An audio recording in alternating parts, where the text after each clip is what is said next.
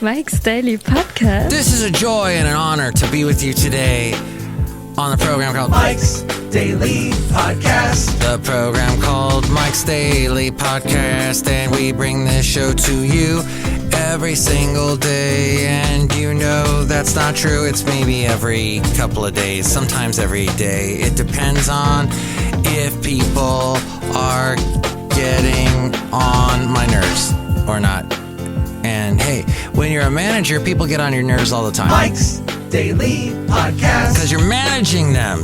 You're managing them, but you don't want to be an awful manager. You want to be a good manager and a Mike's responsible, Daily fair Podcast manager. But yeah, a lot of people are sure getting sick lately with COVID, and it sure is easy to prove that you have COVID these days. Oh, I've got COVID. Yes. Remember once upon a time people died of this? Well, they still do. But it's like, I got COVID. Look, my test shows it to you that it's true. Because a little line formed on the far right-hand side. And it said that I got the COVID. Uh-huh. How do you feel? Oh, my nose. And it's the equivalent to, let's see, pre-texting.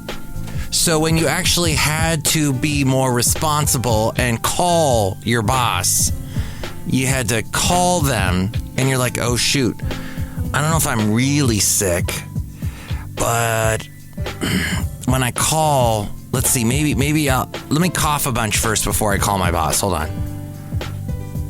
All right, all the coughing. I'm not going to cough in the microphone. That's very rude. That's why microphones have cough buttons at radio stations. Did you know that? All right, so you do all that, and then you call your boss. Hello, boss. I'm not doing good. Can I stay home? Yes, please, stay home. Oh, gosh, you sound horrible. Yeah, I really do. And here's today's podcast picture. When maybe instead you were just a little sleepy, a little groggy. Maybe you had too much beer the night before. You're a little hungover. Maybe you just are sick of work. You're not sick. You're just sick of work. So you're going to stay home. Oh, and then along comes California rules. I don't know if this is true where you are, if you're outside of California, but you got to have, guess what? Your company gives you some bonus sick days, some coronavirus days. You get just for free. Just for going, oh, look at the little line. Well, actually, they don't even have to cough into the phone. That's right, the late, great Basil the Boxer. It's just the little line. The little line has to connect. All that coughing's making me cough. Much better. But I think I have to stop the podcast now because I don't feel good. By the way, I'm just saying there's a lot of faking going on, everybody. Faking. And you can get away with it a lot more easily these days. And I'm not pointing fingers at anybody that's faking it. But now that I have gone over 2 years with dealing as a manager, dealing with employees that say they have COVID or don't have COVID or whatnot, and then I have a coworker that is immediately as somebody says they have COVID, says, lock it down. Everybody go home. It just freaks out, just goes into hysterics. Here's the thing. Stuff still needs to get done. And the manager is where the buck stops at. The Truman is the true man, is the true man or woman, and they are the Harry Truman at the place, and they got to get the stuff done. So in the end, it may be the whole office is empty. He's got to get the work done. Or she. Okay, the podcast picture is from a generation that got stuff done because they had to. And they were asked, a lot was asked of them, and they delivered a lot. And that would be the people that were aboard this huge ship, a battleship. It's the USS Hornet. Got a picture of it last night. I was out with some friends celebrating Christy's birthday. Happy birthday to her. I had a lot of fun seeing her. And Robert Owen Welsh, who was on the show eons ago. And that's what we call Welsh on the World. That's right. So we were hanging out, having a great time over at Almanac Brewing Company. Kevin was there, addendum with Kevin, who's been on the show, but that was eons ago when he was on the show. But he was there. It was a lot of fun. We had beer. It was a wonderful time. And then I had a hangover, and then I didn't go into work today because I have COVID. No, because I don't have to go into work today because it's Sunday, thankfully. And then I'm getting yelled at because, hey, corporate's done with people working overtime. But, hey, I'm filling in for everybody that's claiming to call in sick with COVID, so I am going to work overtime. Sorry, y'all. Oh, if that's the case, then we'll just take overtime away from you altogether and give you a lump sum every week or every 2 weeks, and that's all you get. Even though you're going to work more than that, that's all you get. Now, that seems fair, doesn't it? So that's all that's going on in the world today. But the huge USS Hornet, what a magnificent ship. It was years and years ago that I went there. But see a picture of that at MikesDailyPodcast.com. Yes, nowadays you can just text. You just got to write it. And then the texts, I'll tell you as a manager, you get texts telling you, oh, I'm not coming in today, I'm sick. Not even the common courtesy to put a period at the end of the sentence. Not even a common courtesy to capitalize where you're supposed to capitalize. Awful grammar. Texts just lazily say, oh, but I'm too sick to actually write well. Give me a well-written text at least. But if you get offended, that's the way the cookie crumbles. No. Hey, did you see the last podcast picture was for the podcast called Apparently, which applies a lot. That would have worked on today's podcast because people are apparently sick with COVID, apparently. But that picture at MikesDailyPodcast.com, you can see the last one. Speaking of fake statements... What in the world was that about? There was a fake statement from Trump on Biden's COVID-19 diagnosis that circulated online. A fabricated image made to look like a statement from former President Donald Trump about President Joe Biden's COVID-19 diagnosis had been shared online. Fact checkers at the AP, Snopes, and CNN reported on it. A spokesperson for Trump confirmed that the statement is fabricated. It does not appear on his website or on social media, as we go outside a cafe anyway, where we bring you Mike's Daily Podcast somewhere in Podcastro Valley. The last place on earth. Which is very interesting because now there's the fake news. This proves Donald Trump's point about fake news. When Trump issues public statements, they appear on his website or on the social media platform that he founded, Truth Social. The fake statement did not appear on either.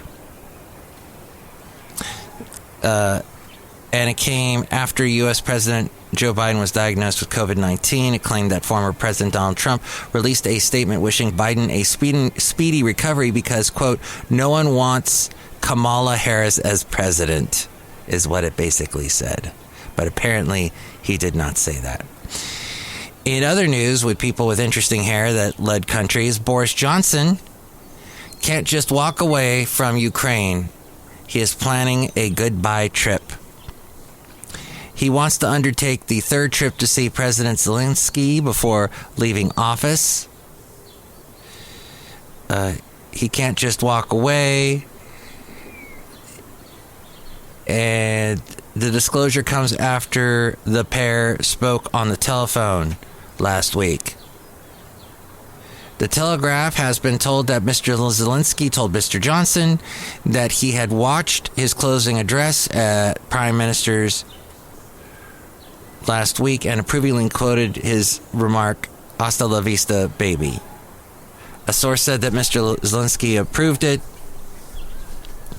and he parroted the phrase in their conversation. And he is Boris Johnson is due to leave Downing Street September 6th. This government has fought some of the hardest yards in modern political history, he said. An ally said, Johnson is really feeling the burden of responsibility, having been Mr. Zelensky's biggest backer. He can't just walk away and make sure he has the world. He wants to make sure that the world has his back. Then, did you know this? Gen Zilla has become obsessed with subtitles. This according to Telegraph TV and Radio. Creative captioning in shows such as Stranger Things has started a revolution. Stranger Things has given it's so funny how Stranger Things has redefined who Gen Zers are. It's like, okay, that's what they are. Even though it's talking about Gen Xers, kids growing up in the 80s, who were technically, let's see, I guess those kids were born circa 1980, 81. Is that true? No, that would make them too young. I guess they were born in the 70s, theoretically, if you follow the storyline. So they're Gen Zers. It's interesting. And then what is it? We were talking about last show about how the music is by Gen Zilla. They're not buying as much music as they were a year ago. They're more interested in rediscovering older music, like from the 80s, like Kate Bush and Running Up That Hill, which is in Stranger Things. And it makes you think, it's like, okay, that's fascinating. It's as if times have changed quite dramatically in that once upon a time, there were the baby boomers growing up in the 50s, 60s. Their parents were the greatest generation, the ones that were on the USS Hornet. And they were just shocked by the music that their kids were listening to, the greatest generation. They were like, oh my gosh, these baby boomers listening to this rock and roll. Oh. And then the baby boomers had kids, had the Gen Xers. And they were like, what are you listening to? This awful synthesizer stuff. Oh, it's all synthesizers and drum machines and ugh. Meanwhile, what's fascinating about that is in the 80s, there was a throwback to the 50s. There were Stray Cats. The Stray Cats got popular with their 50s retro sound. You had Billy Joel doing a retro 50s album with An Innocent Man that had several hits off of it, including Uptown Girl and Tell Her About It. And I know I'm leaving out An Innocent Man, which is a great song that even Billy Joel can't sing anymore because it's incredibly too high a vocal range. But yes, some great songs on there. Leave a Tender Moment Alone. And, Keeping the Faith is on there. Then there were other retro. Huey Lewis and the News had kind of a retro sound. You had people covering a lot of 50s stuff, like Tiffany doing I Think We're Alone Now, which I think is 60s. Also doing that was that Tommy James who wrote that, who had the original hit? Two other songs that Tommy did got redone in the 80s and had tremendous success with like a synthesizer-y 80s sound. That was Billy Idol doing Moni Moni. And then you had Crimson and Clover by Joan Jett and the Blackhearts. So yeah, there was a lot of retro stuff happening. Then you go into the 90s, and that's the Gen Xers, baby boomers still, kind of now we're getting into the millennials and whatnot, but parents were not liking what the kids were listening to with the rap music, because rap was starting to get very mainstream in the late 80s and early 90s, plus the heavy metal and such. But something happens in the 2000s, in the O's, and as we get into the 2010s, is that parents start to really be okay with what their kids are listening to, except for the really poppy stuff. They can only stomach so much Ed Sheeran. But yes, have you noticed, like, some of the big songs today are remakes of older songs, throwing in some rap. There's a song on the charts now that's got Fergie's. It's kind of a remake of Fergie's Uptown, The Glamorous Life. That one. Somebody's doing a cover of that, kinda. Someone did a cover of Corinne Bailey Rae's early 2000s song, Put Your Records On, but did kind of a different version of it. There's a lot of retro stuff happening now. Of course, then there's Kate Bush. But what is this thing about Gen Zers, Genzilla going crazy over subtitles? Stranger Things has given its predominantly young viewers a lot of things, from a new California setting to a long overdue Kate Bush primer. Yet, oh, by the way, Gen Zers, please check out Kate Bush's other stuff, and please make Wuthering Heights a hit. But not the original version from the 70s. Do the remake that David Gilmour plays guitar on from Pink Floyd, which she came out with in 86. It's really good. I like it. When it comes to lasting cultural impact, it's often overlooked the aspect of TV that might end up as its greatest legacy. Frozen, a wonderful... Oh, here's a picture wonderfully freezing a descriptive sound effect caption at the bottom of the screen. The thing, wet footsteps squelch. There is a survey by the captioning charity Stage Text that found that in the 18 to 25 age group, 4 out of 5 use subtitles all or part of the time. And I used to have to do that watching Doctor Who. And because I watched so much British television, I could not figure out what the heck they were saying. And this is all despite fewer having hearing problems than older generations. U.S. audiences increasingly watching British shows with impenetrable to their ears regional access, such as Peaky Blinders or Derry Girls. Some complain that modern dramatic actors who aim for realism over perfect diction are just too mumbly. We have, what's her name, Kristen Stewart with mumblecore and all that happened back in the Twilight years, the Twilight movies, where she was mumbling all her lines. They're just too mumbly for even perfect ears to follow without assistance. So perfect diction is not what the actors of Stranger Things have. One Gen Zer said the main reason they do it is so they can flick their eyes up and read ahead, then take in the whole scene quickly and look back down at their phone or whatever second screen they have. Yes, realize that Gen Zers are second screeners, that there are second, third, fourth screens happening as they are watching the first screen. 4 screens happening simultaneously. Crazy. Next, Netflix has revolutionized its captioning on English language shows with an English time text style guide for its in-house productions. They describe sounds, music, and even silence. It's important if it adds to the emotion. The new, improved captions offer more nuance, more creativity, and more chance you'll be able to scroll Instagram at the same time as watching something.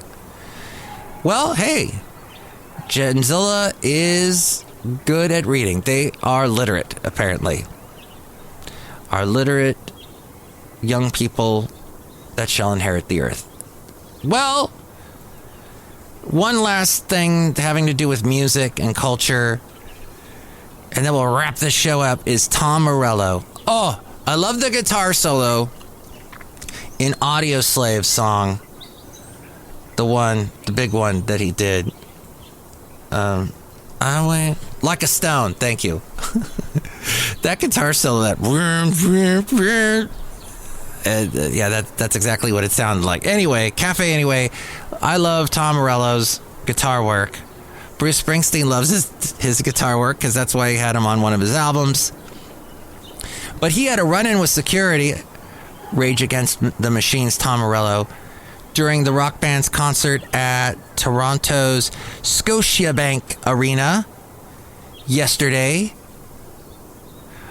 Midway through the group's closing song, Killing in the Name, the iconic guitarist was accidentally knocked over by a security guard sprinting toward an unruly fan who snuck onto the stage.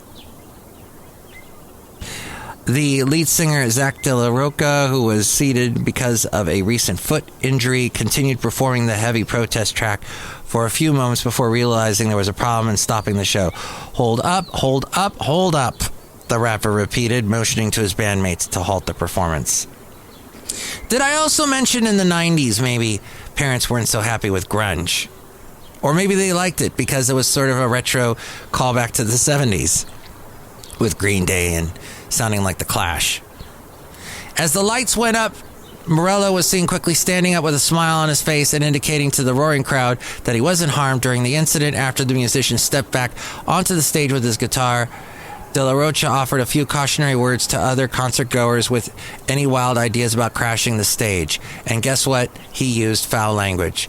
Whoever the blank gets wise like that, don't try that blank again. The bassist Tim Comerford interrupted to ask what happened. De La Rocha continued, "Sorry, we're cool. We love you all, but don't do that." There you go, everybody. Safe rockin'. Outside a cafe anyway, somewhere in Podcastro Valley, look who's here. Hi, Mike. It's Benita the Rodeo Queen. How y'all doing? I ride my horse daily. It's a Disgruntled Fiddle Player, tell you what. What? There's no such thing as safe rocking. Rock is unsafe. Okay. Wow, Disgruntled Fiddle Player. Did you ever play with an unsafe rock band? No chickens cluck. Well, look who else is here. Hello, Mike. I'm making the least root beer house right